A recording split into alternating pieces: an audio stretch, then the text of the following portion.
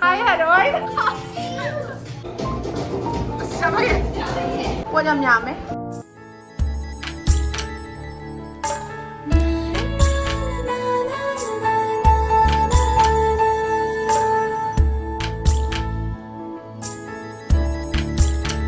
Hi guys. Mẹ ngasi ki vlog sidi ko Saiyol ki ngasi si Saiyol ki birthday ne bu ko aduna cake macha ma sum kakpi ke tawne birthday nung chang na tawba kot pagi mood to laite bu ko tanja sida mi puning ma su faodre ba aduna Saiyol di cake yam pa me bu aduna cake ama sum leibi ure aduga hojik kak toine ado imana bina pot mayam na ma ju pira me ko yum da thu bu ge do ulake hana sida Saiyol ga yam tinam hai tare ne ko Saiyol dai kitang di halle ichi ama lai bu ko hati dai ne do mo Saiyol ga chapo tin bala ke birthday ne je khanga ba thana Saiyol ga chapo tin bala ken hai moi la ne du ga ngang du ga Saiyol ga cake ka halage ba ko ado sigi muka gi pi ji ma ille du ga khanem se simangai isu ai yam ki ga tawge hantak chahi di mathang chahi da phajan tawge mathang chahi da phajan tawge har ga phajan pangthok su ngam de ko do hayang wai ma chawra kan da phajana pangthok ko ngam boi kare ka tai ado imana bi pi ji kai kai no lak ke sine imana bi na pot piram hai do moyum da thu bun ne phajana oina han tu go ulak ado me amar sida in ko ai harau ko ngai ga di do asige hayen je ho hayen je sige hayen je lebi dai ne ba hayen je yaw pa ga yam ina harau ai yam chaning ba do oi ba sida phang de ba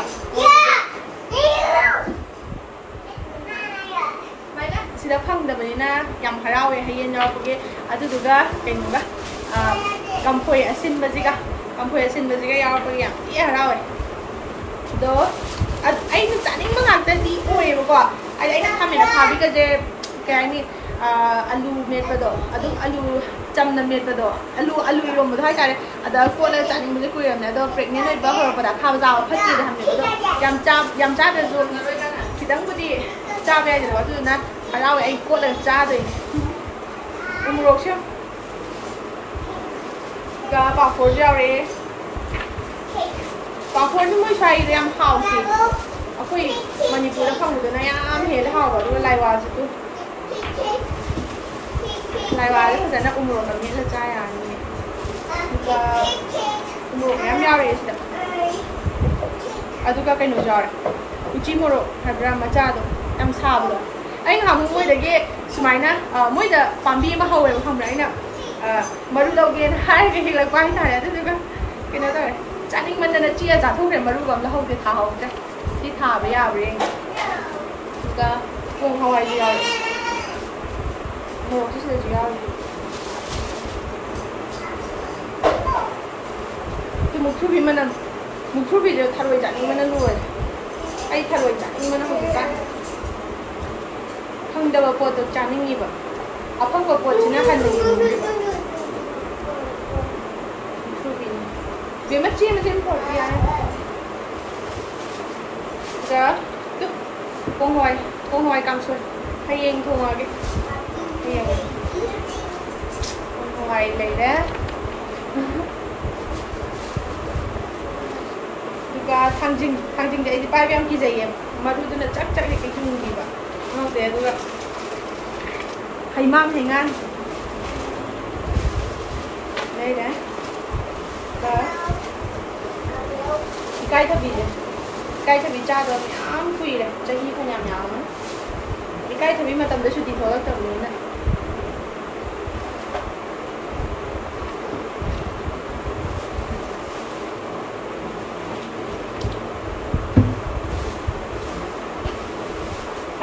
đã đông nhau rồi đó.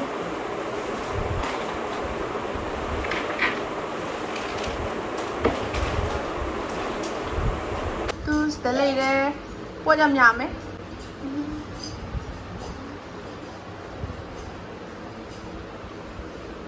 Nhầm hay đâu nhầm thường ngày đấy. ꯍꯧꯖꯤꯛꯁꯦ ꯄꯣꯡ ꯍꯋꯥꯏ ꯃꯇꯝ ꯑꯣꯏꯗꯅꯀꯣ ꯍꯥꯏꯗꯤ ꯑꯩꯅ ꯂꯨꯍꯣꯡꯕꯩ ꯃꯇꯥꯡꯁꯤꯗ ꯑꯩꯅ ꯍꯋꯥꯏ ꯂꯨꯍꯣꯡꯕ ꯃꯇꯥꯡꯁꯦ ꯑꯩ ꯑꯣꯛꯇꯣꯕꯔꯗ ꯂꯨꯍꯣꯡꯕꯅꯦꯕꯀꯣ ꯑꯗꯣ ꯄꯣꯡ ꯍꯋꯥꯏ ꯃꯇꯥꯡ ꯑꯣꯏꯌꯦꯕ ꯑꯗꯨꯗ ꯄꯣꯡ ꯍꯋꯥꯏꯁꯦ ꯅꯨꯡꯇꯤꯒꯤ ꯊꯣꯡꯉ ꯆꯥꯏꯕ ꯑꯗꯣ ꯃꯧ ꯑꯅꯧꯕꯤꯁꯨ ꯑꯣꯏꯔꯃꯤꯅ ꯀꯩ ꯍꯥꯏꯅꯤ ꯏꯟꯖꯥꯡꯒꯁꯦ ꯌꯥꯝ ꯐꯖꯅ ꯊꯣꯡꯕꯗꯣ ꯍꯥꯏꯗꯤ ꯉꯥꯔꯤꯒꯁꯦ ꯐꯖꯅ ꯂꯧꯔꯒ ꯃꯔꯣꯏ ꯃꯄꯥꯡꯒꯁꯦ ꯅꯝꯒꯥꯏꯔꯒ ꯐꯖꯅꯒ ꯍꯥꯞꯄꯒ ꯊꯣꯡꯕꯗꯣ ꯈꯨꯍꯥꯎ ꯊꯤꯒꯩ ꯍꯥꯎꯋꯦ ꯑꯩꯅ ꯊꯣꯡꯕꯁꯦ ꯍꯥꯎꯋꯦꯅ ꯍꯥꯏꯅꯈꯤꯕꯀꯣ ꯑꯩ ꯌꯥꯝ ꯑꯉꯥꯡ ꯑꯣꯏꯅ ꯌꯨꯝ ꯄꯥꯟꯕꯅꯤꯗꯅꯀꯣ ꯑꯗꯣ ꯀꯥꯡꯁꯣꯏꯒ ꯊꯣꯡꯕꯁꯦ ꯌꯥꯝ ꯍꯥꯎꯋꯦꯅ ꯄꯣꯡ ꯍꯋꯥꯏꯁꯦ ꯅꯨꯡꯇꯤꯒꯤ ꯆꯥꯔꯁꯨ ꯑꯗꯨꯝ ꯍꯥꯎꯕꯗꯣ ꯑꯗꯨꯃꯥꯏꯅ ꯇꯧꯋꯦꯕ ꯑꯩꯈꯣꯏ ꯏꯟꯖꯥꯡ ꯑꯍꯥꯎꯕꯁꯦ ꯀꯌꯥ ꯆꯥꯒꯟꯗꯦꯕꯀꯣ ꯁꯤꯗ ꯑꯩꯈꯣꯏ ꯁꯥꯏ ꯃꯅꯥꯛꯇ ꯂꯩꯔꯀꯥꯟꯗ ꯃꯣꯏ ꯅꯨꯄꯥꯗꯤ ꯑꯍꯥꯎꯕ ꯆꯥꯅꯤꯡꯕꯅꯤꯅ ꯑꯗꯨꯝ ꯄꯨꯡꯆꯥ ꯆꯥꯕ ꯋꯥꯅꯤ ꯌꯨꯝꯗ ꯑꯩꯈꯣꯏꯅꯦ ꯃꯣꯏ ꯏꯕꯥꯅꯤꯇꯪ ꯂꯩꯕꯗꯤ ꯑꯍꯥꯎꯕ ꯁꯨꯡꯆꯥ ꯆꯥꯗꯦꯕ ꯄꯨꯔꯥ ꯆꯍꯤ ꯑꯃꯗꯒ ꯀꯩꯁꯨ ꯑꯅꯤꯔꯛ ꯑꯍꯨꯝꯂꯛ ꯀꯨꯝꯕꯒ ꯆꯥꯔꯝꯗꯧ ꯃꯥꯜꯂꯦ ꯑꯍꯥꯎꯕꯁꯦ ꯑꯗꯨꯅꯦ ꯑꯗꯣ ꯄꯣꯡ ꯍꯋꯥꯏꯁꯦ ꯑꯗꯨ ꯃꯇꯝꯗꯨꯗ ꯅꯨꯡꯇꯤꯒꯤ ꯆꯥꯔꯁꯨ ꯌꯥꯝ ꯍꯥꯎꯈꯤ ꯑꯗꯣ ꯄꯦꯟꯕ ꯑꯃꯁꯨ ꯌꯥꯎꯈꯤꯕ ꯑꯗꯣ ꯍꯧꯖꯤꯛꯇꯤ ꯑꯗꯨꯒꯤ ꯃꯍꯥꯎꯗꯣ ꯅꯤꯡꯁꯤꯡꯉꯒ ꯆꯥꯅꯤꯡꯕ ꯍꯥꯏꯅ ꯍꯌꯦꯡ ꯆꯥꯔꯅꯤ ꯑꯩꯅꯗꯤ ꯊꯣꯡꯉꯣꯏ ꯏꯅꯥꯎꯅꯨꯄꯤꯅ ꯊꯣꯡꯗꯣꯏꯅꯦ ꯑꯩ ꯍꯧꯖꯤꯛꯀꯥꯟ ꯆꯥꯛꯁꯪ ꯆꯪꯕ ꯌꯥꯗꯦ ꯆꯥꯛꯁꯪ ꯆꯪꯕ ꯌꯥꯗꯦꯗꯤ ꯏꯁꯥꯁꯦ ꯀꯩ ꯍꯥꯏꯅꯤ ꯆꯥꯛꯁꯪꯗ ꯏꯟꯖꯥꯡ ꯅꯥꯄꯤ ꯃꯌꯥꯝ ꯑꯗꯨꯒ ꯃꯁꯥꯂꯥ ꯂꯩꯕꯒꯤ ꯃꯅꯝꯗꯣ ꯇꯥꯕꯗ ꯌꯥꯝꯅ ꯅꯨꯡꯉꯥꯏꯇꯕꯗꯣ ꯍꯛꯆꯥꯡꯁꯦ ꯑꯗꯨꯗꯣ ꯑꯣꯏꯌꯦꯕ ꯑꯗꯨꯒ ꯈꯪꯗꯦ ꯍꯧꯖꯤꯛꯀꯥꯟ ꯅꯨꯡꯇꯤꯒꯤ ꯆꯥꯔꯤꯕ ꯄꯣꯠ ꯑꯩꯒꯤ ꯍꯤꯡꯒꯣꯜ ꯃꯆꯥꯗ ꯍꯧꯔꯤꯕ ꯄꯣꯠ ꯃꯌꯥꯝꯁꯦ ꯑꯃꯠꯇ ꯆꯥꯅꯤꯡꯗꯦ ꯍꯟꯅꯐꯥꯎ ꯌꯦꯡꯅꯤꯡꯗꯦ ꯑꯗꯨꯅ ꯑꯩ ꯃꯄꯥꯟꯒ ꯁꯨꯛꯊꯣꯛ ꯊꯣꯛꯇꯦ ꯄꯥꯛꯅ ꯑꯗꯨꯗꯤ ꯑꯩ ꯁꯥꯏꯌꯣꯜꯒꯤ ꯃꯃꯥꯟꯅꯕ ꯁꯥꯏꯌꯣꯜꯒꯤ ꯐ꯭ꯔꯦꯟ ꯏꯆꯦ ꯍꯣꯏ ꯐꯦꯃꯤꯂꯤꯗ ꯃꯣꯏ ꯂꯥꯛꯑꯀꯥꯟꯗ ꯑꯃꯨꯛ ꯎꯠꯂꯛꯑꯒꯦꯀꯣ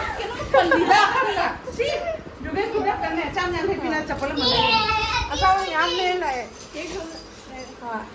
ꯑꯆꯥꯄꯣꯠ ꯇꯞꯇꯥꯏ ꯂꯩꯔ ꯂꯥꯛꯑꯦ ꯏꯆꯦ ꯍꯣꯏꯅ ꯀꯦꯛꯁꯨ ꯑꯃ ꯂꯩꯔꯛꯑꯦ ꯁꯦ ꯑꯩ ꯁꯛꯁꯦ ꯌꯦꯡꯉꯣ ꯑꯩꯁꯦ ꯑꯝꯇ ꯌꯦꯡꯉꯨ ꯐꯤꯕꯝꯁꯦ ꯀꯥꯏ ꯇꯥꯔꯦ ꯁꯦ ꯂꯥꯛꯑꯁꯦ ꯌꯦꯡꯉꯣꯁꯦ ꯁꯥꯏꯌꯣꯜꯅ ꯐ꯭ꯔꯦꯝꯗꯣ ꯍꯣꯡꯗꯣꯛꯀꯦ ꯀꯦꯛ ꯀꯛꯑꯁꯤꯔ ꯑꯩ ꯚꯤꯗꯤꯑꯣ ꯃꯇꯦꯛ ꯅꯝꯃꯤꯅꯦ ꯍꯥꯏꯔꯣ 이제 guwahatiಗೆ sayo diba nusibasita kan opo amo opo yeah hanto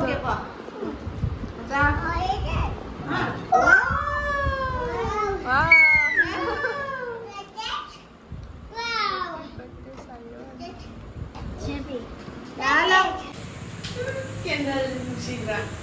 anh là đi tri cái thảo lấy cái đó này này khăn không được ăn phải là cái bạn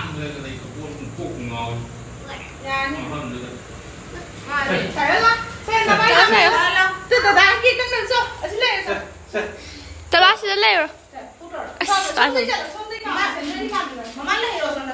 mama siêu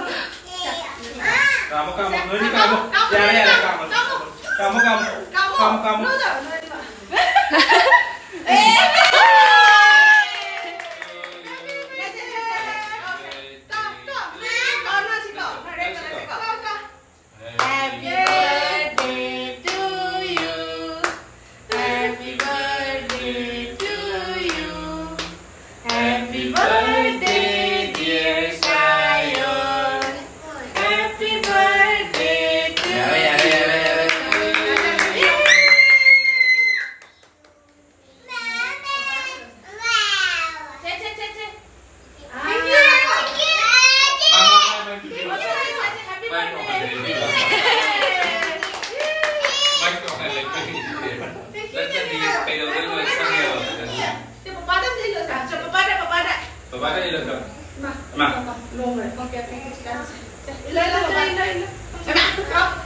Papá recibe el piloto. Entonces sí preparada.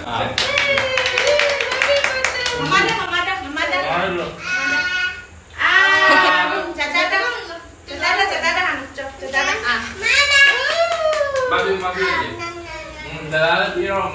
Kaya papá recibe el hilo. Dadada hilo. Dadada hilo. Dadada hilo. Dadada hilo. Wow. Jangan nasi papa ada ilo. Rumah tu je rumah nanti di pom gitu lah.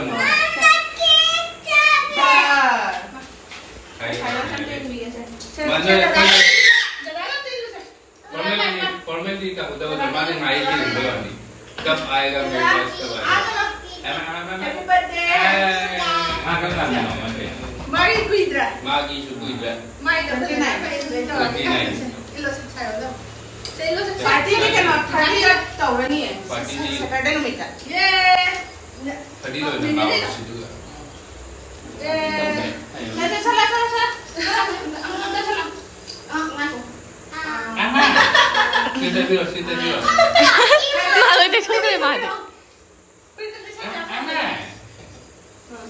Kumya kita ni pa masih. Jadi aku cakap ni lao. Lao. Ya, apa sui ni? Jadi lao saya lao ni ni. Lao. Lao Saiyol. Maiไม่ชนะมา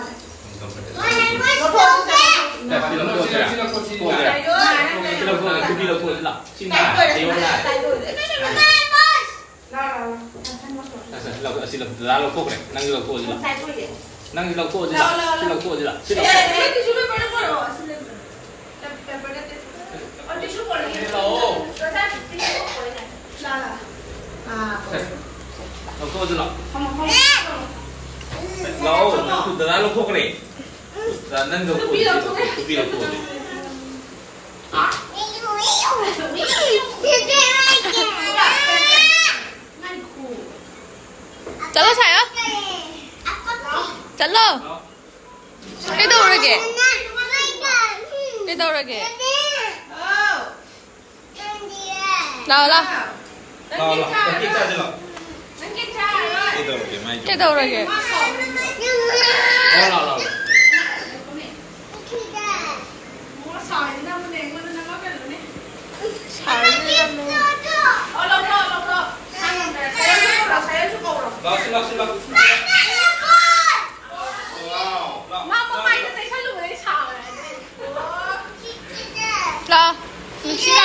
Sila. là nước xí là ô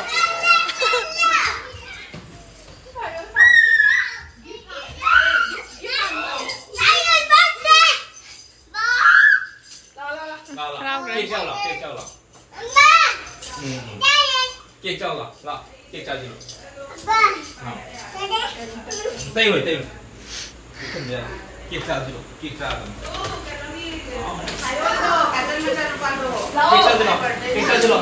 là đá chứ đâu rồi là đá là kia sao rồi là Lo.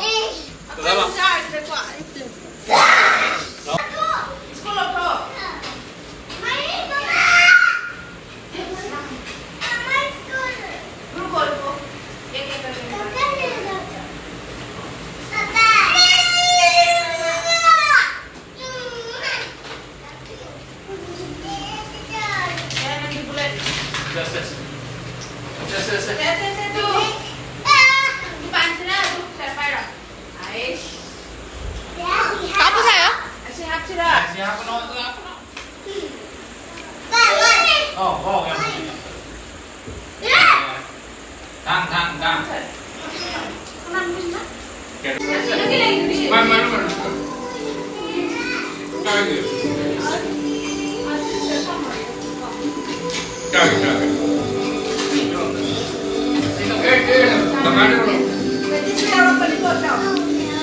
Macam apa suara ke? Apa sih?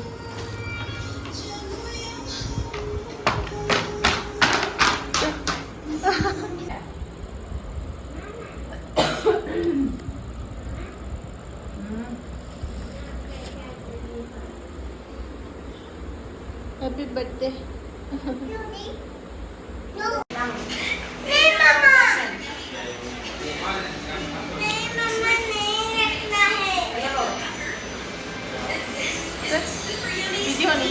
Video này. Thôi, chiều nay sao bọn mẹ ăn bồi để cha vào rồi nó phong đi. Ngay đi cho nó bắt chặt đây. Hello. Saiyol ni sana po juga sa dalam ya. Hai sir.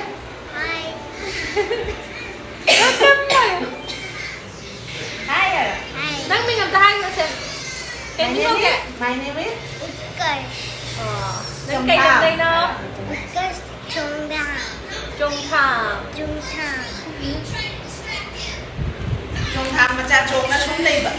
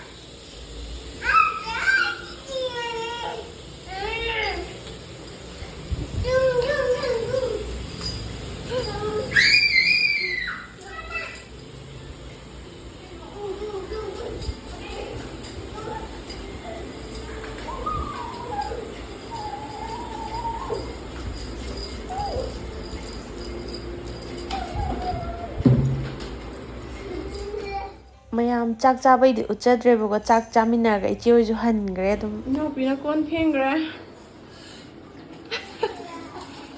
ꯑꯩ ꯋꯥꯔꯦ ꯆꯪꯉꯦ ꯇꯨꯝꯃꯅꯤ ꯃꯌꯥꯝ ꯐꯔꯦ ꯆꯥꯛꯁꯪꯗ ꯆꯪꯗꯕ ꯀꯨꯏꯔꯦ ꯉꯁꯤꯗꯪꯅꯦ ꯑꯩꯅ ꯈꯔ ꯆꯪꯉꯤꯁꯦ ꯇꯨꯝꯕ ꯃꯇꯝꯗꯤ ꯌꯧꯔꯦꯀꯣ ꯍꯛꯆꯥꯡ ꯌꯥꯝ ꯋꯥꯔꯦꯕ ꯍꯥꯏꯗꯤ ngangai sumaina dum kuina phamdana khotana leithudrem ba dum tumma khola lemna dong asidi yam ware video ju phajana nam hogre do mate ka dum enjoy tawiro asigi sai de loishanage